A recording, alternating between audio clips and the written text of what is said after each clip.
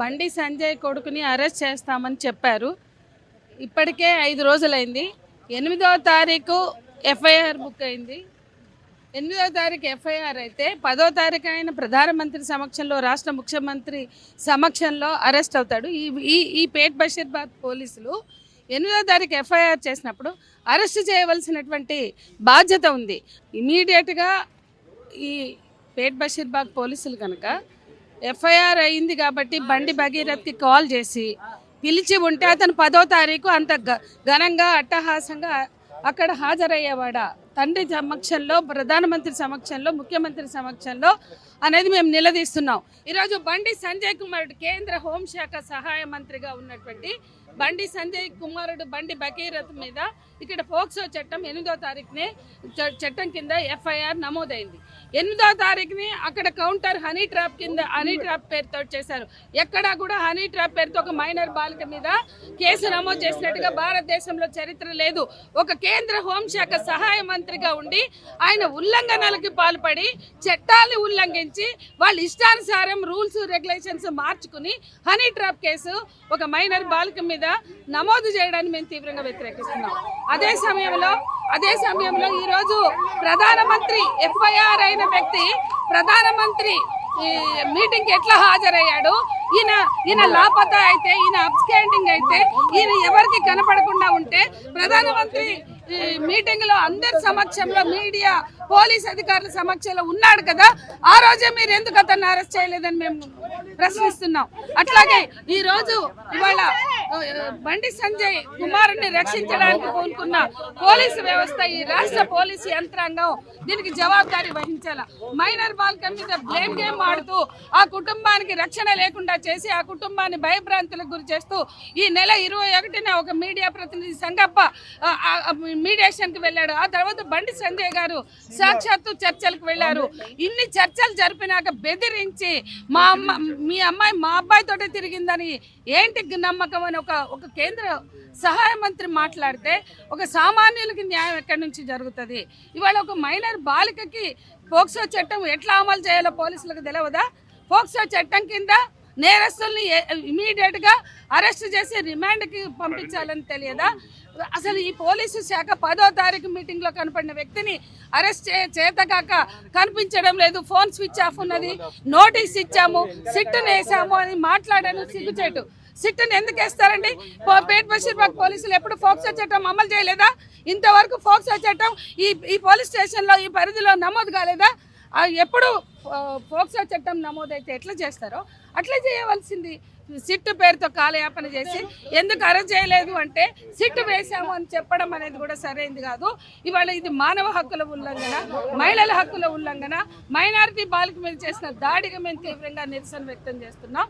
ఇమీడియట్గా ఎక్కడ ఉన్న అదే మామూలు వాళ్ళు ఎక్కడ ఉన్నా పట్టుకొచ్చే ఈ పోలీసులు అసలు బండి సంజయ్ కుమారుడు ఎక్కడ ఉన్నాడో తెలియదనడం విడ్డూరంగా ఉన్నది. కేవలం అతన్ని రక్షించడానికి కేంద్ర హోంశాఖ సహాయ మంత్రి అయితే వాళ్ళ కొడుకు ఏమైనా చేయగలరా? అమ్మాయిలతో ఆడుకోగలడు, వెంటబడతాడు, వేధిస్తాడు, ప్రేమించమంటాడు. ఆ అమ్మాయి ఇంటర్ చదవడానికి లండన్ వెళ్తుంటే నువ్వు వెళ్తే నేను చచ్చిపోతా అని మాట్లాడతాడు. ఆ అమ్మాయిని నేను ప్రేమిస్తా, మైనారిటీ తీరక పెళ్లి చేసుకుంటా అని చెప్పి ఆ అమ్మాయికి, ఆ పిచ్చి పిల్లకి అది ఫస్ట్ లవ్, అది నిజమని నమ్మింది. జనవరి 7న అతను ఇది బ్రేకప్ అని చెప్పిండు. ఆ తర్వాత ఆ అమ్మాయి తను సూసైడ్ అటెంప్ట్ చేసింది. అక్కడికి కూడా వాళ్ళు పోలీస్ స్టేషన్కి రాలే. వాళ్ళిద్దరు ఇంటిమేటెడ్గా ఉన్న ఫోటోలన్నీ కూడా ఫ్రెండ్స్ అందరికీ పంపి బయట సర్క్యులేట్ చేసి ఆ అమ్మాయికి అభద్రత కలిగించారు. ఆ అమ్మాయి జీవితంతో ఆడుకున్నారు కాబట్టి ఈరోజు వాళ్ళు పోలీసుల దగ్గరకు వచ్చారు న్యాయం. కానీ పోలీసుల దగ్గరికి న్యాయం కోసం వస్తే కనీసం పట్టించుకునే స్థితి లేదు. ఇక్కడ పడిగాపులు పడి గంటలు ఉండి ఆఖరికి ఆత్మసమర్పణ చేసుకుంటా అంటే మాత్రమే ఎఫ్ఐఆర్ చేశారు. మేము ఇవాళ ఒకటే ప్రశ్నిస్తున్నాం. దేశంలో నిర్భయ చట్టం ఉంది. నిర్భయ చట్టం చెప్తుంది పోలీసులైనా, ప్రభుత్వ ఉద్యోగులైనా, పారామిలిటరీ దళాలైనా, రాజకీయ నాయకులైనా నేరం చేస్తే, లైంగిక నేరాలు చేస్తే సామాన్యుల కన్నా గట్టిగా, స్ట్రింజెంట్గా, మరింత కఠినంగా వ్యవహరించాలి అని నిర్భయ చట్టం చెప్తుంది. మరి నిర్భయ చట్టం అమలు చేసే పరిస్థితి ఉందా లేదా? 2013లో ఆమోదించుకున్న నిర్భయ చట్టం ఇవాళ ఈ భారతదేశంలో ఒక్కసారి కూడా రివ్యూకి నోచుకొని ఈ నిర్భయ చట్టం అమలుకి ఈ పోలీసులు సిద్ధంగా ఉన్నారా లేదా అని మేము ప్రశ్నిస్తున్నాం. మహిళలకి భద్రతనివ్వనప్పుడు బడాబాబులు గొప్పవాళ్ళు లేదా పరపతి ఉన్న వాళ్ళు ఏ నేరం చేసినా చెల్లుతుందనే మెసేజ్ ఈ తెలంగాణ రాష్ట్ర ప్రభుత్వం ఇవ్వడం సిగ్గుచేటు. ఇప్పటికే భారతదేశంలో బిల్కిస్ బానో లాంటి బాధితులకి న్యాయం చేయకుండా కోర్టు వేసిన శిక్షను కూడా తగ్గించి నేరస్తులు ఊరేగించిన చరిత్ర బీజేపీకి ఉన్నది. బీజేపీ కార్యాలయంకి తీసుకుపోయారు బిల్కిస్ బానో నేరస్తులు హంతకులని శిక్షలు తగ్గించి. ఉన్నావులో చూసినా, హత్రాస్లో చూసినా, కతువాలో చూసినా నేరస్తులు పక్షాన నిలబడ్డారు. కానీ తెలంగాణలో ఆ సంస్కృతి లేదనుకున్నాం. కానీ ఇవాళ ఉత్తరాదిన బీజేపీ పాలిత రాష్ట్రాల్లో ఉన్న సంస్కృతి ఇవాళ భారతదేశంలో క్రీడాకారులుగా పథకాలు సాధించినటువంటి అమ్మాయిలని సాక్షి కానీ పోగట్ కానీ వాళ్ళందరూ కూడా మూకుమ్మడిగా మా మీద లైంగిక వేధింపులకు పాల్పడ్డాడని బ్రిజ్భూషణ్ మీద పోరాటం చేస్తే వాళ్ళ మెడల మీద కాళ్ళు వేసి తొక్కి వాళ్ళని అరెస్ట్ చేశారు. మళ్ళీ బ్రిజ్భూషణ్కి టికెట్ ఇచ్చారు. అంటే లైంగిక నేరస్తులకి వత్తాసు పలుకుతుంది బీజేపీ. అనేక రాష్ట్రాల్లో అదే జరుగుతుంది. ఇవాళ తెలంగాణ కూడా అదే సంస్కృతి తీసుకొచ్చారు. ఇప్పటికైనా ఈ తెలంగాణ ప్రభుత్వం కనీసం భారతదేశంలో బీజేపీకి వ్యతిరేకంగా కాంగ్రెస్ పార్టీ పోరాడుతుంది, రాహుల్ గాంధీ పోరాడుతున్నాడన్న స్పృహ ఉంటే బీజేపీ నా స్నేహితుడు 10వ తారీఖు ప్రకటించాడు, నా స్నేహితుడు బండి సంజయ్ అని ముఖ్యమంత్రి ప్రకటించాడు. నీ స్నేహితుడి కోసం చూసుకుంటావా?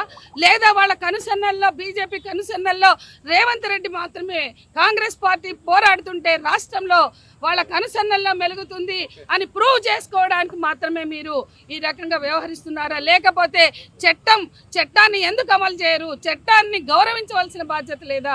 నిర్భయ చట్టం, ఫోక్సో చట్టాన్ని అమలు చేయాలా? వెంటనే బండి భగీరథని రిమాండ్కు పంపాలా? ఈ రాష్ట్రంలో ఏ బాధితులకైనా రక్షణ కల్పిస్తాం అనే మెసేజ్ ఇవ్వాలంటే చర్యలు తీసుకోవాలి. లేనట్లయితే మా పోరాటం కొనసాగుతుంది అనేది మేము చెప్పదలుచుకున్నాం.